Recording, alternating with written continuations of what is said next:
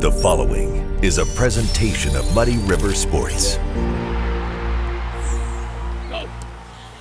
Mark has been instrumental in my career, and that was part of me wanting to step back and not be a head coach for a while. It's lucky that this is hometown for me, so this is a really cool experience. And coming back under Mark has been awesome experience. I talk to him every single day. He's still watching a lot of our tape, and he's still helping us out from afar. And I couldn't be any more grateful and excited to have a mentor like Mark.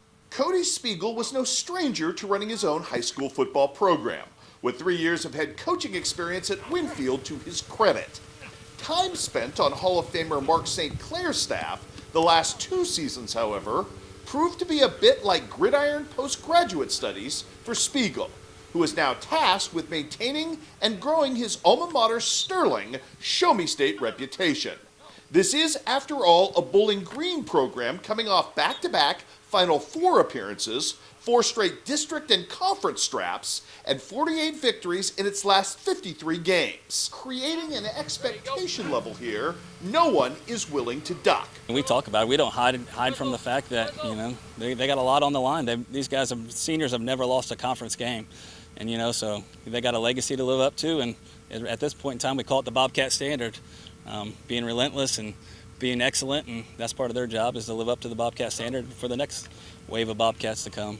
I feel like last season for me personally wasn't near as good as I could be, and I feel like this year, being my senior year, I got to go off with something to be proud of, and I'm going to make the coaches proud, and I'm going to do what I can on both sides of the ball. It's been going on for 4 years now. I mean, every year we graduate people, and I just want to prove a point that, last year we didn't lose everybody, and that we did lose a lot of people.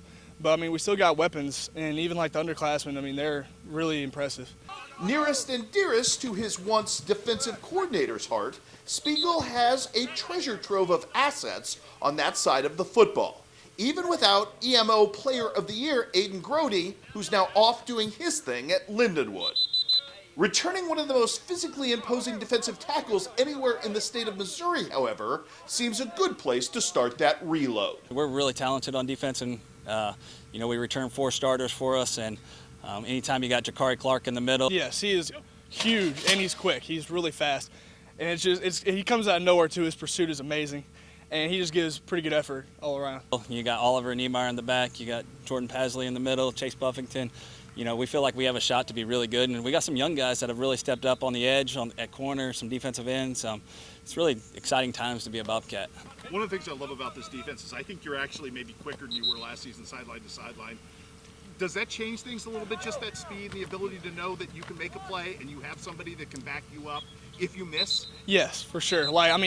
We got size, obviously, but obviously we got a lot of fast guys too, and then being able to pursue and, whatever, and get over top of balls, and it just makes it, I feel safer back there. We just got to stick to our 1 and 11. If we do that, have good pursuit, just do what we're coached, I feel like the defensive side of things is going to be great.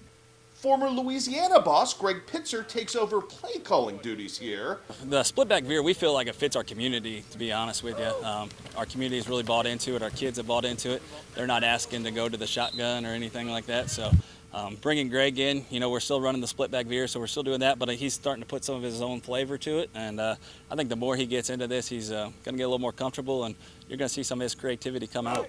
And faces an obvious task in trying to shoehorn in a replacement at quarterback for All-Stater Jace Eskew. The number of stellar physical and character attributes Chase Buffington brought to the table made him the obvious heir apparent here. We started looking around. We didn't have a quarterback, and we're like, Chase made mention one day in about February that he played quarterback all the way through middle school, and that got the ball rolling. And we started in about February, March, getting him throw around and start working our option game. And Chase is doing absolutely amazing, if you ask me. I think the one thing he's been lacking is just confidence. To be honest with you, he's a lot further along at this point in the season than I really thought he would be. I'm pretty excited about him. Provided Buffington finds his rhythm, the new Bobcat quarterback will be armed to the teeth to succeed. No program in this area is a better proven kingmaker at running back than Bowling Green. And both Gary Welch and Jordan Pasley have that it quality to make the split back veer excel. I'm excited just to show everybody what I can do in the backfield, I'm proud to have Gary as my other running back, and I'm just happy, I'm excited. I'm ready for the season to start. It does. Having him at lead blocker too, when they can just run out and you run behind him, it's pretty much open.